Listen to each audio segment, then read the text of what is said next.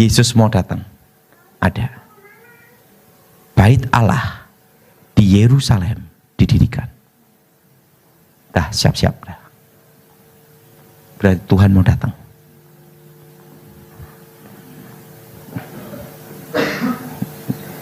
Sekarang kan baru ibu kota diakui oleh Donald Trump. Tapi Indonesia tidak mengakui kan. Eropa pun tidak mengakui semua. Betul? Ada yang ngaku, ada yang tidak. Betul? Tapi itu bukan finalnya. Finalnya itu apa? Bait Allah di Yerusalem. Janganlah takut, sebab aku menyertai engkau. Janganlah bimbang, sebab aku ini Allahmu. Aku akan meneguhkan, bahkan akan menolong engkau. Aku akan memegang engkau dengan tangan kananku yang membawa kemenangan. Edukasi rohani. Pucuk pimpinan tertinggi itu disebut namanya adalah Raja Setan. Yang disebut namanya Iblis. Apa saudara?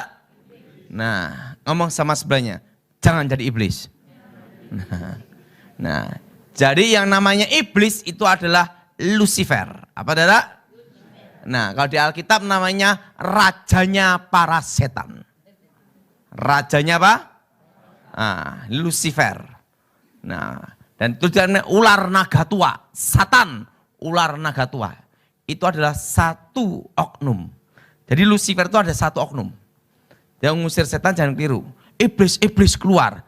Nah, nanti apa yang terjadi? Lucifer ngomong, kapan saya punya kembaran? Gitu. Nah, yang namanya iblis itu satu.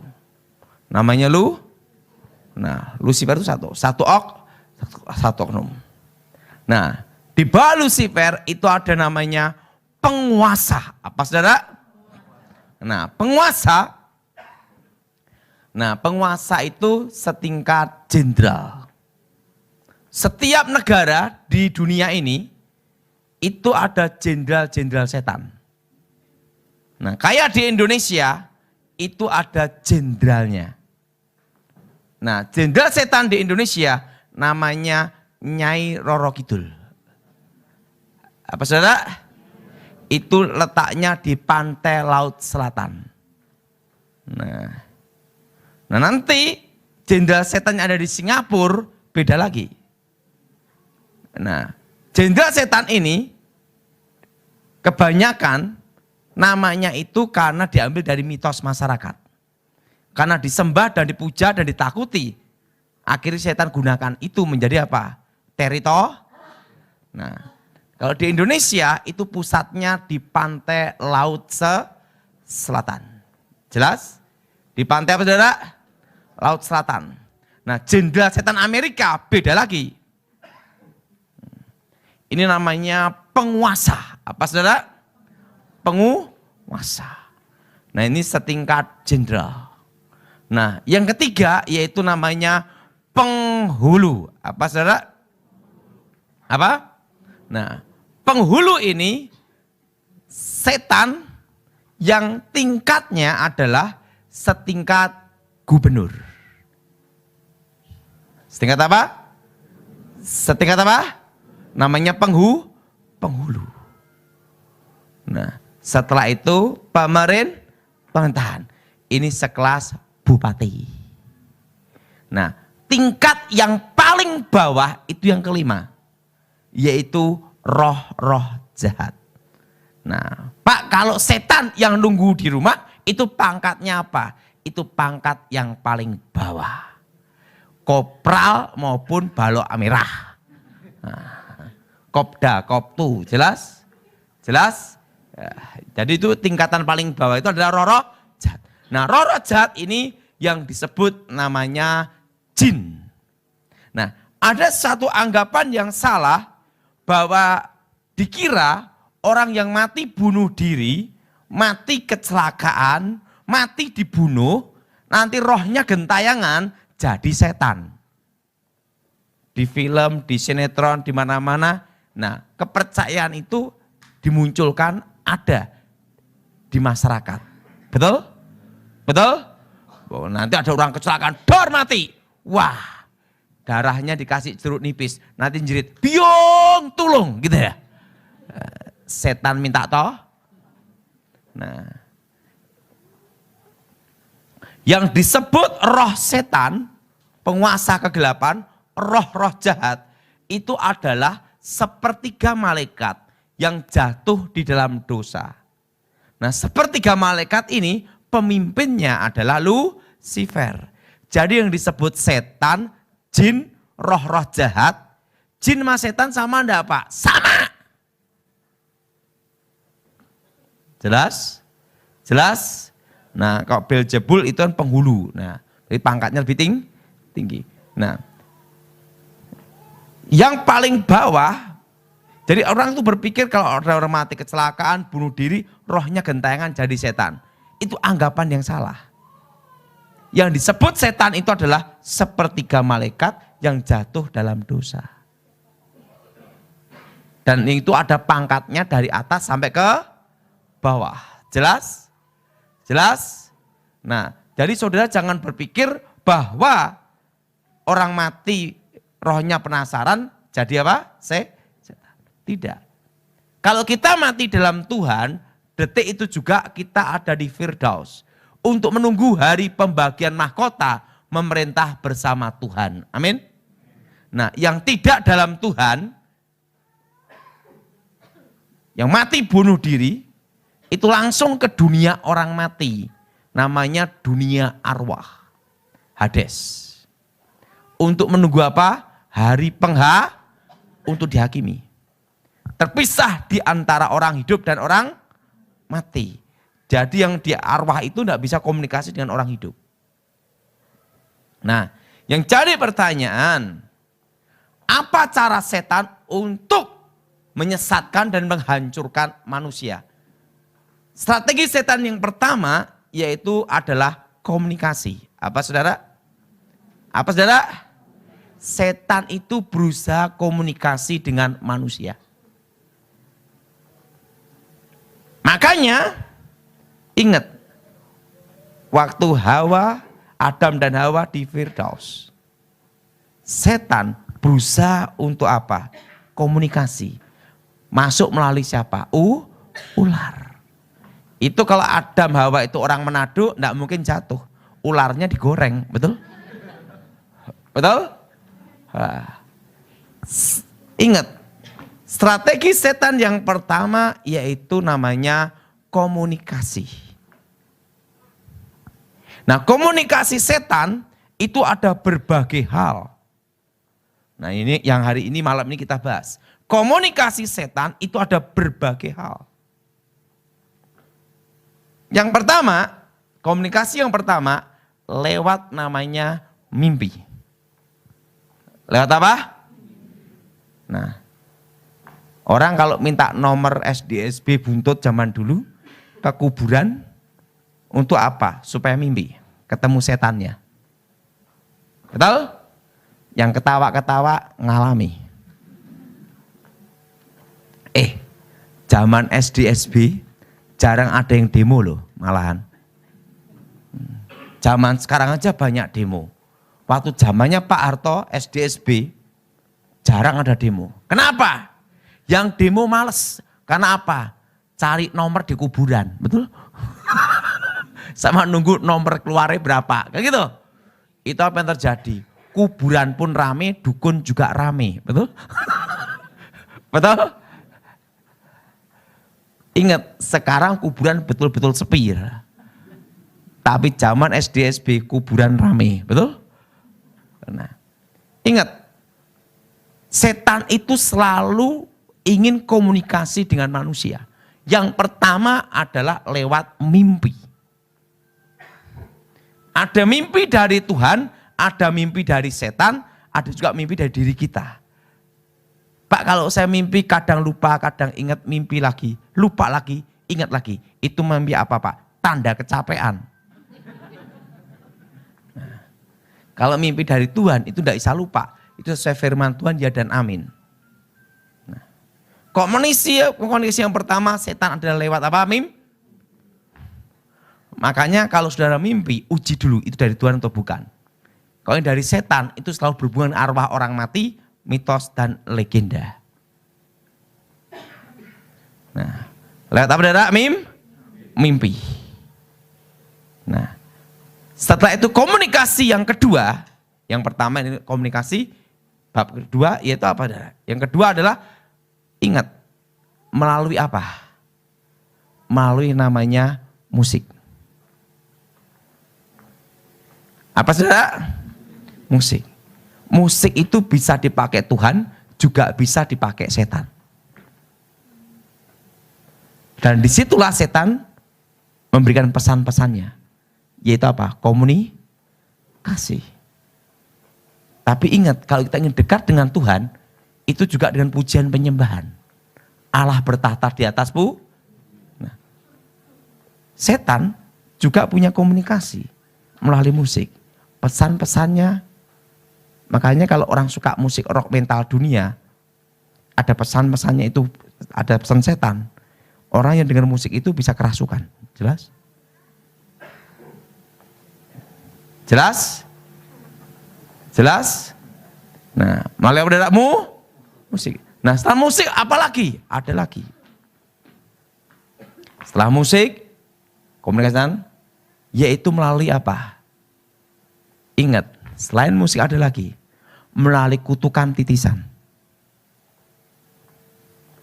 Kalau kakek neneknya terlibat setan, maka anak cucunya yang wajahnya mirip, generasi ketiga atau keempat, roh jahat itu masuk. Dengan ciri di bawah usia 5 tahun, dia sudah bisa ngelihat setan. Nah, orang ngira itu adalah anugerah. Itu bukan, itu kutukan. Berarti kakek neneknya ada yang terlibat setan. Nah, setan komunikasi lewat apa? Dari kutukan keturunan. Nah, ingat, dari apa saudara? Dari apa? Dari kutukan apa? Keturunan. Ingat, senjata yang paling ampuh setan digunakan untuk menghancurkan manusia, yaitu komunikasi. Komunikasi itu penting sekali. Tidak usah banyak-banyak. Sekarang dunia YouTube, Google, handphone, iPad, semua perlunya apa sih orang? Komunikasi aja, betul? Betul? Betul? Nah, senjata yang paling hebat setan adalah komunikasi. Lewat kutukan keturunan, dia bisa berhubungan dengan manusia. Jelas? Jelas? Berhubungan dengan apa? Dengan manusia. Dengan kutukan keturunan. Berhubungan dengan manusia. Kutuk keturunan. Makanya orang kalau usia di bawah 5 tahun, dia lihat setan, itu bukan anugerah, itu kutukan. Nah, beda dengan karunia Tuhan. Karunia dari Tuhan itu didapat setelah bertobat. Itu pun tidak bisa digunakan setiap saat. Kalau Tuhan kehendaki, baru lihat. Jelas? Ingat, orang ingin tahu jimat itu ada setannya atau tidak. Melalui apa? Mimpi. Betul? Alam bawah sadar. Artinya apa? Komunikasi. Jadi komunikasi setan itu melalui mimpi. Ingat, melalui apa? Musik. Melalui kutukan. Dan melalui apa? Perdukunan. Melalui apa, saudara? Orang pergi ke tukang ramal untuk melihat masa depan. Ingat, itu jebakan setan. Kutukan. Senjata yang terhebat setan adalah yang pertama, komunikasi. Yang kedua adalah kesempatan. Ini saya semua, kesempatan. Saudara, setan itu sangat sabar sekali menunggu kesempatan. Bisa enggak orang Kristen itu bisa kena setan dan kerasukan setan? Kok orang Kristen, rasulnya Yesus kena setan juga ada. Selalu dekat dengan Yesus, tapi kerasukan. Siapa? Yudas. Betul? Betul? Kenapa Yudas bisa kerasukan? Ingat, karena dia ada celah dosa, suka korupsi, suka mata duitan. Ada lagi kesempatan melalui apa? Setan itu nunggu kesempatan. Itu serangan setan paling hebat itu, kesempatan. Lewat apa? Ingat, iri dengki. Jangan kira saudara, hamba Tuhan tidak bisa kena setan. Bisa. Kalau dia buka celah, disitulah kesempatan masuk. Buktinya Saul. Dia diurapi Roh Kudus. Jadi roh kuda. Betul? Betul? Betul? Roh Tuhan undur, roh setan masuk. Betul? Kenapa bisa demikian? Karena dia tidak taat firman Tuhan dan dia punya apa? Iri dengki. Ada apa, saudara? Ada apa, saudara? Iri dengki. Ada kesempatan. Jadi setan masuk melalui apa? Begitu ada kesempatan ini langsung dia masuk. Celahnya apa? Iri dengki. Termasuk akar pahit. Jadi kalau jadi hamba Tuhan suka akar pahit gawat. Lama-lama kerasukan. Betul? Itu celah. Jangan kira saudara, Petrus aja bisa dipakai setan. Sampai ditegur Yesus. Betul? Betul? Setan yang bicara itu Petrus. Padahal sebelum dia berkata apa? Engkaulah Mesias. Itu Bapamu yang beritahu. Lain di kesempatan lain, setan berbisik ke Petrus. Jangan keluar kok. Nyah, setan. Jelas?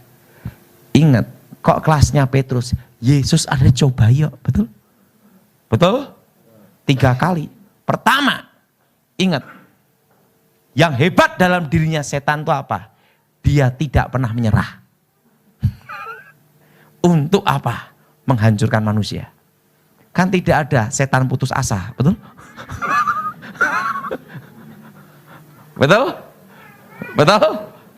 Dia tetap terus. Bagaimana caranya supaya manusia hancur, betul? Dan tidak putus asa.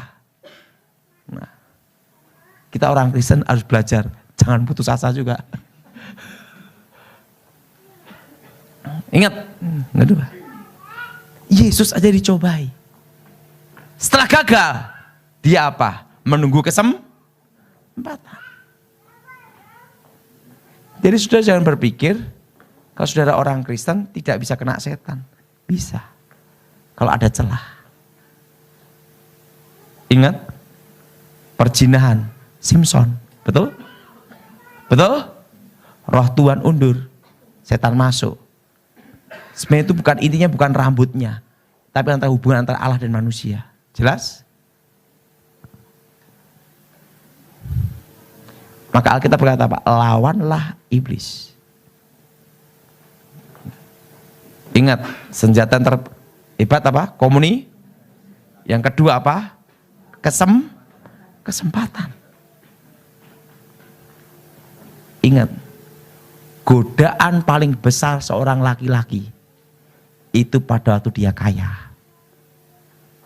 Banyak kesempatan, punya duit.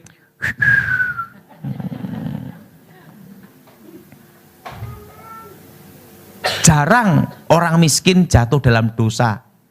Kenapa? Tidak punya duit. Maupun ditolak, betul? Betul?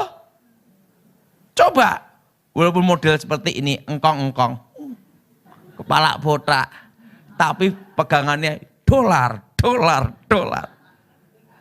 Apa yang terjadi?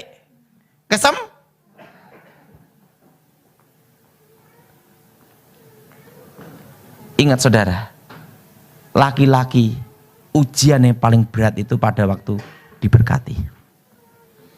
Kamu setia atau tidak? Betul? Betul? Orang jatuh itu bukan di bawah, tapi di atas. Betul? Yang kedua, ingat kesempatan. Jadi serangan setan itu apa? Pertama komuni. Yang kedua apa, saudara? Kesempatan. Kesempatan. Dia nunggu. Apalagi kecewa sama pendeta. Saudara jangan berpikir pendeta itu jalan di atas awan. Pendeta tetap jalan ada di tanah. Betul? Artinya apa? Tetap ada kelemahan. Betul? Kan tidak ada pendeta jalan di atas awan-awan gini. Itu dalam gaib punya. Selama pendeta itu jalan di tanah, berarti tetap ada kelemahan. Betul? Betul? Nah, makanya jangan mengagung-agungkan pendeta. Kalau dia kecewa, bubar. Betul? Ingat, yang kedua adalah kesempatan. Nah, ingat, setan itu tidak pernah putus asa. Dia nunggu apa?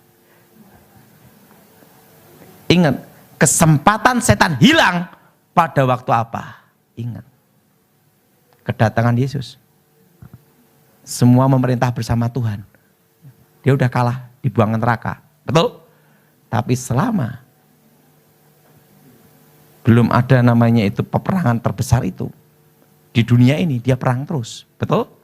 Ini ingat, dunia ini adalah tempat peperangan. Betul? Tapi ada peperangan besar. Yaitu apa? Kedatangan tuh. Sekarang baru orang bingung tentang Donald Trump. Yerusalem, ibu kota. Betul? Ingat. Banyak orang seminar akhir zaman ini. Ada lembu merah. Lembu ini. Sudah saya kasih tahu. Kapanpun Tuhan panggil kita udah siap. Jelas? Jelas? Jelas? Perlu udah tahu. Cirinya. Yesus mau datang. Ada.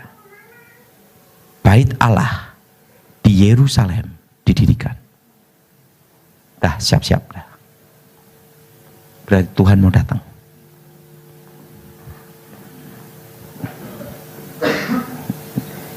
Sekarang kan baru ibu kota diakui oleh Donald Trump. Tapi Indonesia tidak mengakui kan. Eropa pun tidak mengakui semua. Betul? Ada yang ngaku, ada yang tidak. Betul?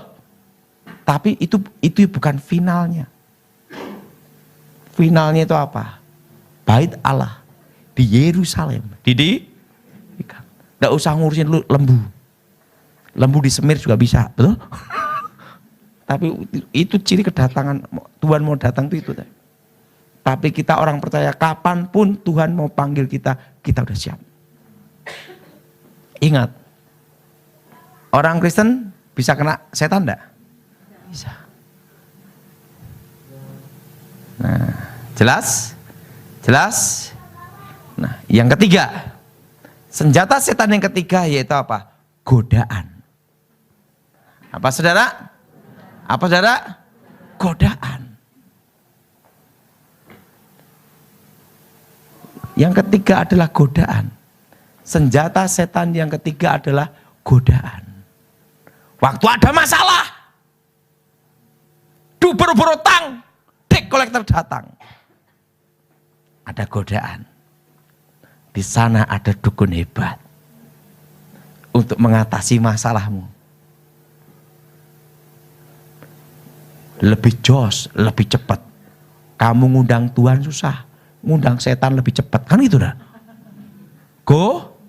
Godaan. Orang cari pesugihan, pergi ke dukun, kena godaan. Betul? Betul? Yang kedua ada Yudas jatuh dalam dosa kenapa? Kesempatan. Dia pegang duit, betul?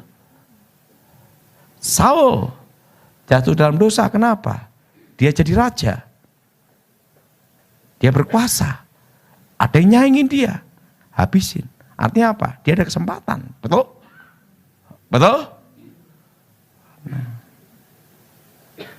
Petrus. Semua itu kenapa? Dia menyangkal Yesus. Karena apa? Digoda. Takut. Betul? Yang ketiga. Serangan setan yang ketiga adalah godaan. Saya kasih tahu. Godaan wanita terbesar seorang istri itu pada waktu apa? Suami miskin. Bokek. Tidak ada duit. Masihkah engkau I love you? Betul enggak, Pak? Semangat dia ngomong betulnya.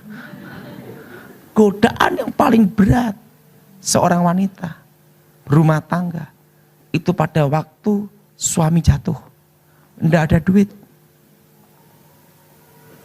Tiba-tiba ada bapak-bapak kaya, gigi ompong, enggak apa-apa asal ada duit, kan gitu dah. Daripada suami gua ganteng tapi bokek, kan gitu dah. Betul? Godaan. Orang pergi ke dukun itu kenapa? Karena ada godaan. Cepat kaya, cari jalan keluar lebih cepat. Cinta ditolak, dukun bertindak, ini sudah. Betul? Enggak tahu emang dapat dukunnya. Ini kejadian benar. Mau ini ke Gunung Kawi, hancur. Senjata yang ketiga adalah apa? Yang pertama adalah komuni, kedua adalah kesempatan, yang ketiga apa? Godaan. Engkau tetap bertahan dalam godaan apapun juga. Maka Alkitab berapa? Berdiri teguh dalam iman. Yang ketiga, apa saudara? Godaan. Nah, godaan. Ingat, orang mengundang arwah orang mati. Setan menyamar. Apa itu? Komunikasi.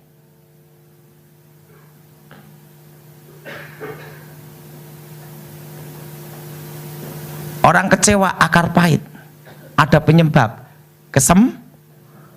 Untuk menghancurkan saudara. Setan menghancurkan. Maka Alkitab berkata apa? Ampuni. Gimana saya mau ngampuni? Dia udah ningklap uang saya, dia udah jolimi saya. Nggak gua sikat dia beruntung. Nah, sebenarnya itu goblok. Engkau akar pahit, engkau kecewa, dia tambah gemuk, engkau cepat kurus, cepat mati. Betul nggak? Betul? Dia nggak terasa apa-apa, malah tambah gemuk. Betul nggak? Makanya capcay sama babi terus. Betul nggak? Nah, yang ketiga apa? Godaan. Ingat dah. Yesus juga digoda. Kalau engkau menyembah aku, semua aku berikan. Betul? Betul? Nah, yang ketiga, godaan. Ini semua. Pertama, komuni. Kedua apa? Kesempatan. Jangan memberi kesempatan setan. Ingat, kalau engkau memberi kesempatan setan, habis. Seperti Hawa memberi kesempatan setan bicara, habis. Betul? Yang ketiga yang keempat, memutarbalikkan firman Tuhan.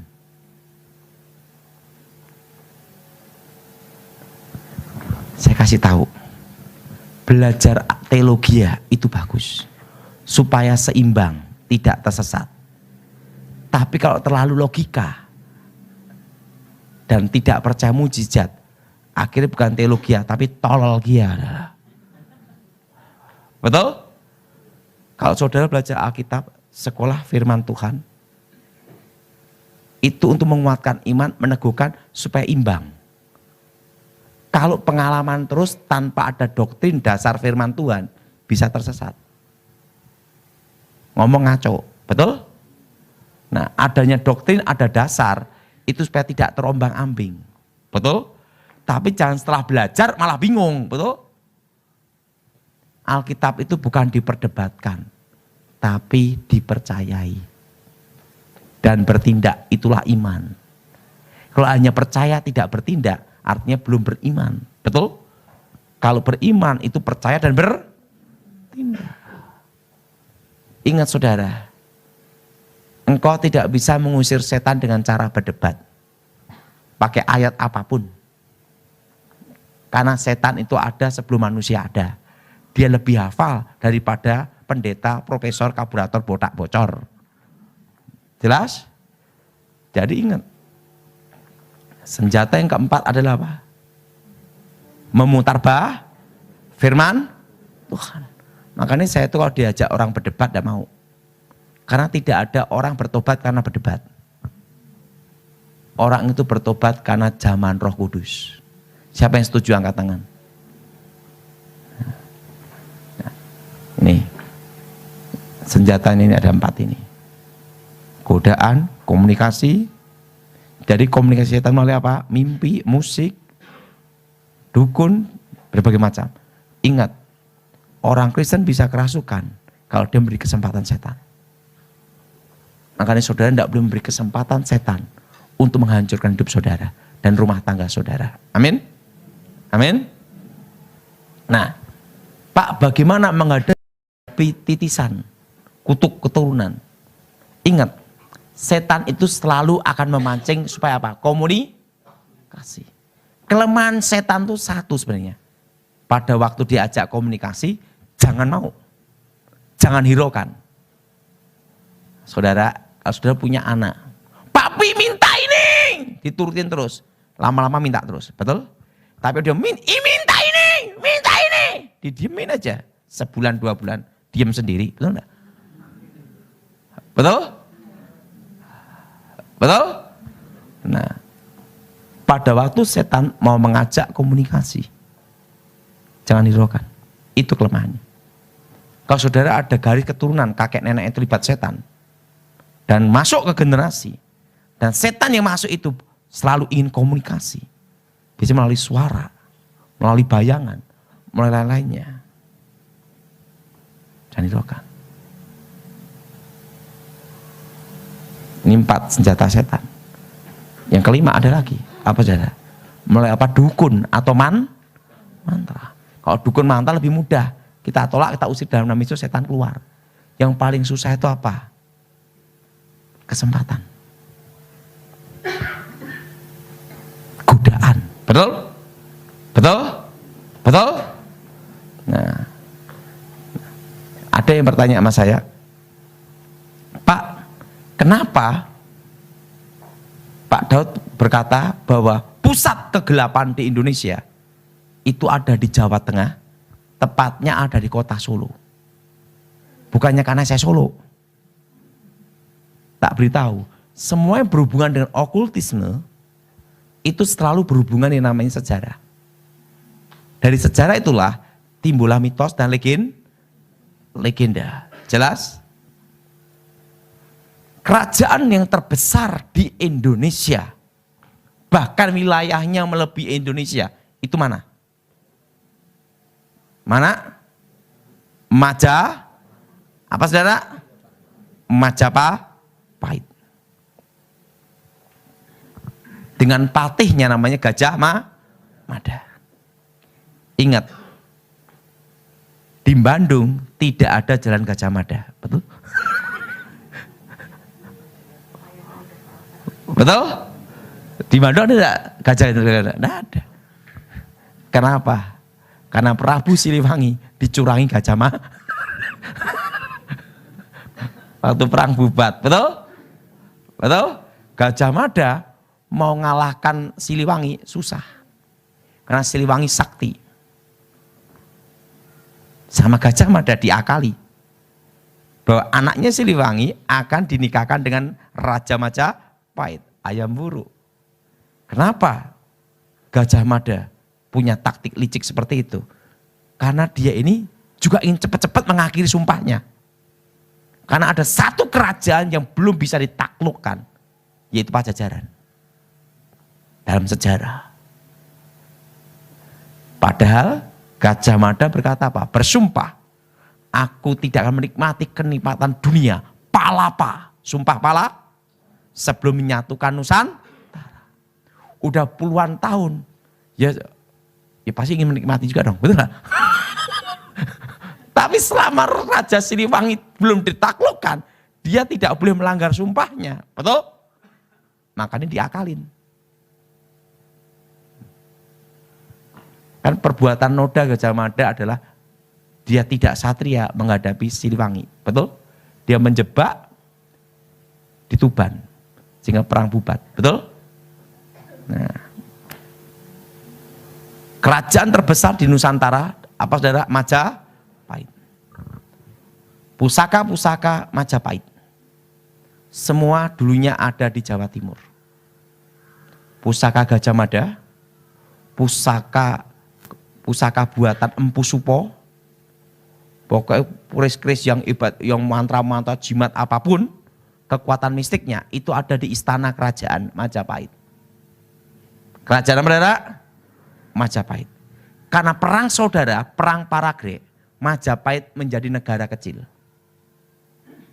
Dan raja yang terakhir namanya Brawijaya. Siapa saudara? Brawijaya.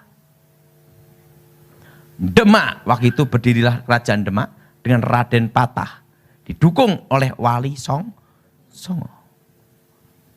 Brawijaya sakti sekali. Menurut legenda, entah itu benar entah tidak,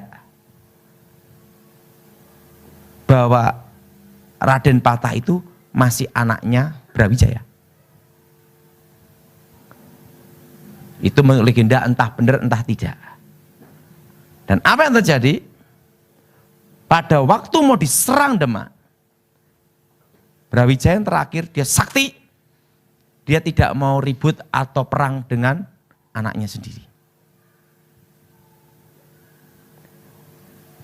Para punggawa, para saudara, para punggawa, para panglima lari kemana? Kemana saudara? Para panglima, punggawa, dan rakyat lari ke Bali. Bali itu masih ada terah Majapahit. Masih terah apa saudara? Majapahit. Nah setelah itu sebagian rakyatnya lari ke Gunung Bromo. Yang beritahu ini kakek saya.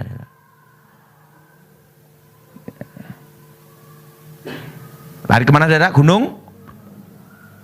Nah, ini Gunung Bromo itu kan banyak sekali ini pada pemujaan, ya kan? Nah, tetapi Brawijaya dan pusaka-pusaka kerajaan Majapahit. Jadi pusakanya Gajah Mada, pusakanya Hayam Wuruk, pusaka kerajaan semua. Dibawa Brawijaya terakhir, lari kemana saudara? Ke Jawa Tengah, tepatnya di Gunung Lawu. Dan tempat pertapaan dia terakhir itu adalah di Candi Cetha. Dan pusaka-pusaka Majapahit ada di dalam situ, di sekitar Gunung Lawu. Makanya seluruh Indonesia terpusat di kota Solo.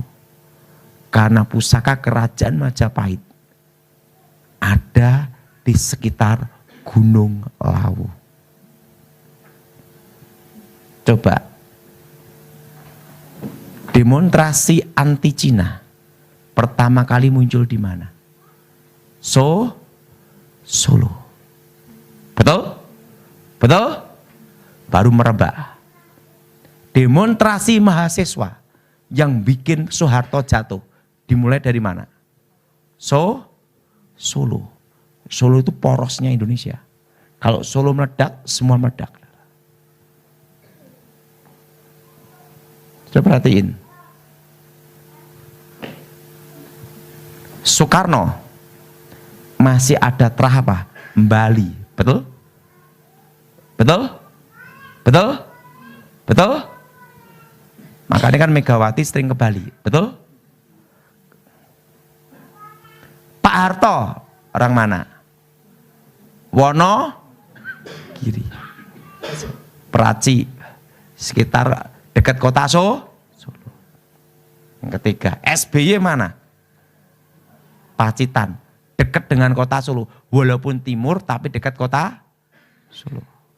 Betul? Yang jauh hanya satu. Habibie. Sama siapa? Gus Dur pun di atasnya masih keturunan apa? Putri Campa. Betul? Putri Campa berhubungan dengan kerajaan. Betul? Betul? Jokowi, Solo. Poros Indonesia itu ada di Solo. Kenapa? Karena pusaka-pusaka kerajaan Majapahit ada di sana.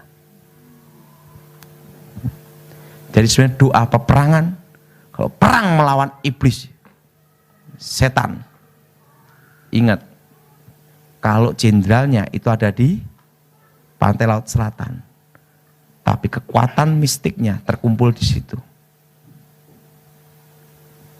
Nah, Pak Iblis itu Lucifer ada di mana? Sebelum saya bertobat, kadang ada di kutub utara, kadang ada di kutub selatan. Tapi juga sering ada di satu tempat antara Mesir dan Israel. Di pertengahan situ. Timur Tengah. Makanya pergulaan semua dari Timur Tengah. Tepatnya di mana? Tanya Tuhan sendiri. Wahyu pasal 12. Perempuan dan naga. Maka tampaklah suatu tanda besar di langit, seorang perempuan berselubungkan matahari dengan bulan di bawah kakinya dan sebuah mahkota dari 12 bintang di atas kepalanya. Ia sedang mengandung dan dalam keluhan dan penderitaannya hendak melahirkan, ia berteriak kesakitan. Maka tampaklah suatu tanda yang lain di langit, dan lihatlah seekor naga merah padam yang besar, berkepala 7 dan bertanduk 10, dan di atas kepalanya ada 7 mahkota. Dan ekornya menyeret sepertiga dari bintang-bintang di langit dan melemparkannya ke atas bumi. Dan naga itu berdiri di hadapan perempuan yang hendak melahirkan itu untuk menelan anaknya. Segera sesudah perempuan itu melahirkannya, maka ia melahirkan seorang anak laki-laki yang akan mengembalakan semua bangsa dengan gada besi. Tiba-tiba anaknya itu dirampas dan dibawa lari kepada Allah dan ke tahtanya. Perempuan itu lari ke padang gurun, di mana telah disediakan suatu tempat baginya oleh Allah, supaya ia dipelihara di situ 1260 hari lamanya. Naga dikalahkan. Maka timbullah peperangan di sorga. Mikael dan malaikat-malaikatnya berperang melawan naga itu, dan naga itu dibantu oleh malaikat-malaikatnya. Tetapi mereka tidak dapat bertahan, mereka tidak mendapat tempat lagi di sorga. Dan naga besar itu, si ular tua yang disebut iblis atau satan, yang menyesatkan seluruh dunia, dilemparkan ke bawah. Ia dilemparkan ke bumi bersama-sama dengan malaikat-malaikatnya. Nyanyian kemenangan. Dan aku mendengar suara yang nyaring di sorga berkata, sekarang telah tiba keselamatan dan kuasa dan pemerintahan Allah kita dan kekuasaan Dia yang diurapinya, karena telah dilemparkan ke bawah pendakwa saudara-saudara kita yang mendakwa mereka siang dan malam di hadapan Allah kita. Dan mereka mengalahkan Dia oleh darah anak domba dan oleh perkataan kesaksian mereka, karena mereka tidak mengasihi nyawa mereka sampai ke dalam maut. Karena itu bersukacitalah, hai sorga dan hai kamu sekalian yang diam di dalamnya.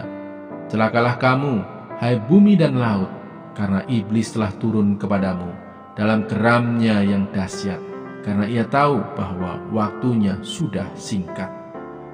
Naga memburu perempuan itu. Dan ketika naga itu sadar bahwa ia telah dilemparkan di atas bumi, ia memburu perempuan yang melahirkan anak laki-laki itu. Kepada perempuan itu diberikan kedua sayap dari burung nasar yang besar, supaya ia terbang ke tempatnya di padang gurun, di mana ia dipelihara jauh dari tempat ular itu selama 1 masa dan 2 masa dan setengah masa. Lalu ular itu menyemburkan dari mulutnya air sebesar sungai ke arah perempuan itu, supaya ia dihanyutkan sungai itu. Tetapi bumi datang menolong perempuan itu. Ia membuka mulutnya dan menelan sungai yang disemburkan naga itu dari mulutnya. Maka marahlah naga itu kepada perempuan itu, lalu pergi memerangi keturunannya yang lain, yang menuruti hukum-hukum Allah dan memiliki kesaksian Yesus. Dan ia tinggal berdiri di pantai laut.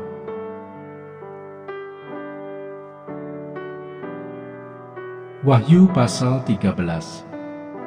Binatang yang keluar dari dalam laut. Lalu aku melihat seekor binatang keluar dari dalam laut, bertanduk 10 dan berkepala 7. Di atas tanduk-tanduknya terdapat 10 mahkota, dan pada kepalanya tertulis nama-nama hujat. Binatang yang kulihat itu serupa dengan macan tutul, dan kakinya seperti kaki beruang, dan mulutnya seperti mulut singa.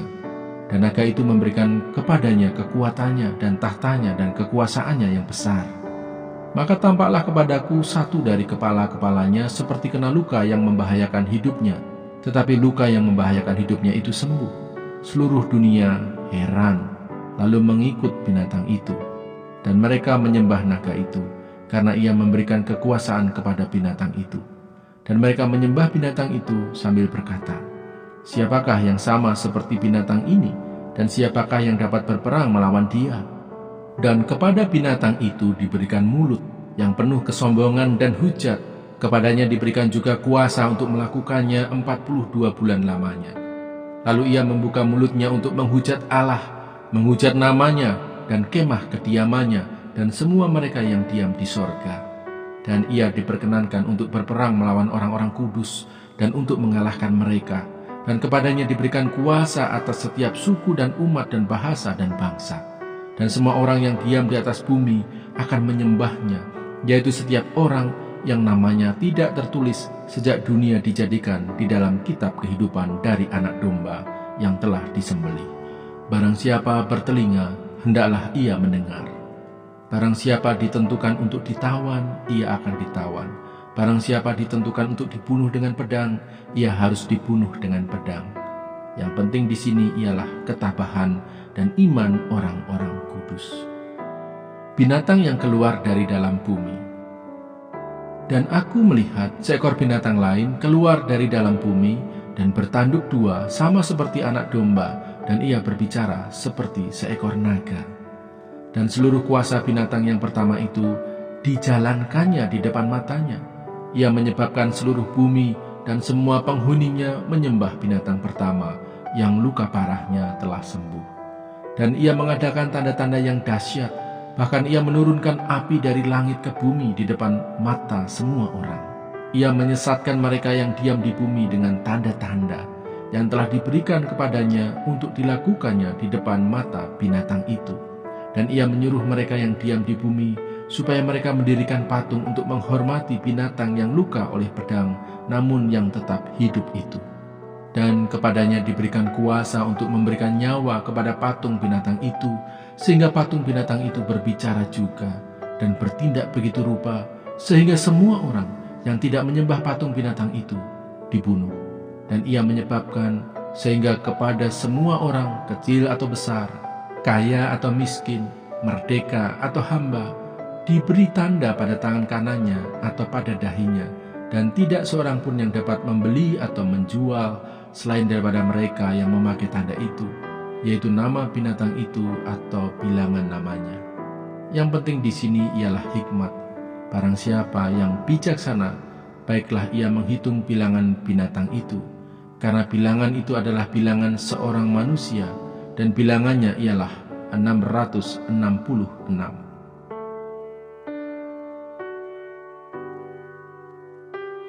Wahyu pasal 14.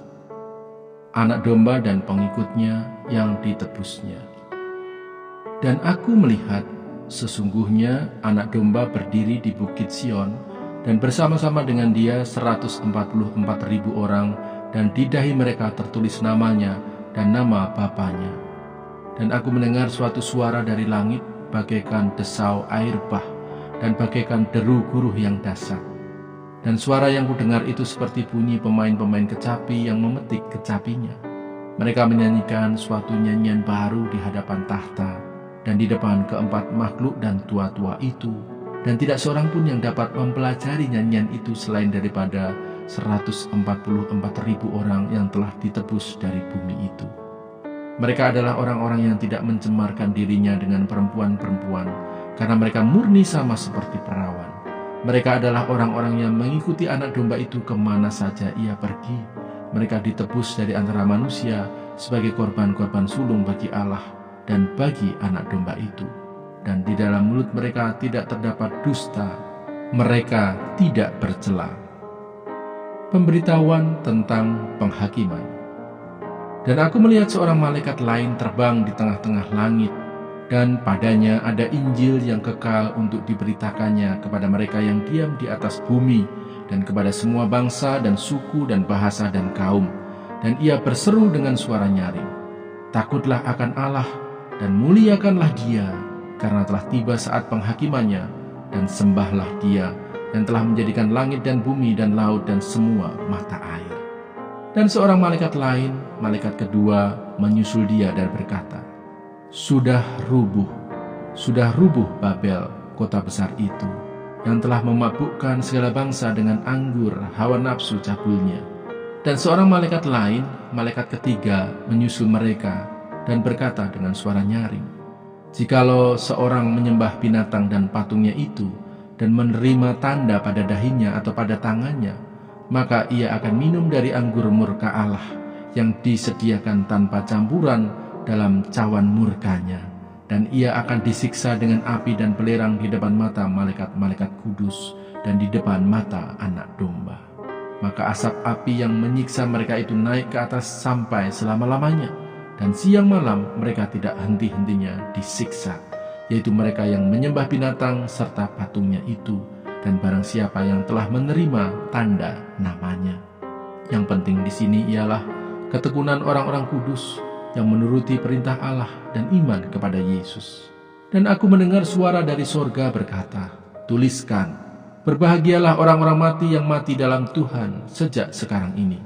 Sungguh," kata Roh, "supaya mereka boleh beristirahat dari jerih lelah mereka, karena segala perbuatan mereka menyertai mereka." Tuaian di bumi. Dan aku melihat, sesungguhnya ada suatu awan putih, dan di atas awan itu duduk seorang seperti anak manusia dengan sebuah mahkota emas di atas kepalanya dan sebilah sabit tajam di tangannya. Maka keluarlah seorang malaikat lain dari bait suci, dan ia berseru dengan suara nyaring kepada dia yang duduk di atas awan itu, "Ayunkanlah sabitmu itu, dan tuailah, karena sudah tiba saatnya untuk menuai, sebab tuaian di bumi sudah masak." Dan ia yang duduk di atas awan itu mengayunkan sabitnya ke atas bumi, dan bumi pun dituailah.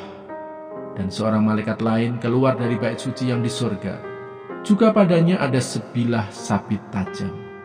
Dan seorang malaikat lain datang dari mezbah, ia berkuasa atas api, dan ia berseru dengan suara nyaring kepada malaikat yang memegang sabit tajam itu. Katanya, "Ayunkanlah sabitmu yang tajam itu, dan potonglah buah-buah pohon anggur di bumi, karena buahnya sudah masak."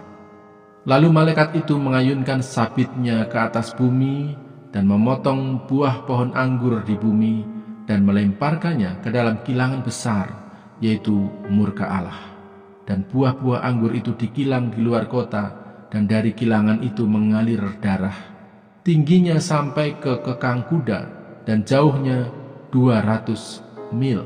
Janganlah takut, sebab aku menyertai engkau. Janganlah bimbang, sebab aku ini Allahmu. Aku akan meneguhkan, bahkan akan menolong engkau. Aku akan memegang engkau dengan tangan kananku yang membawa kemenangan. Edukasi rohani.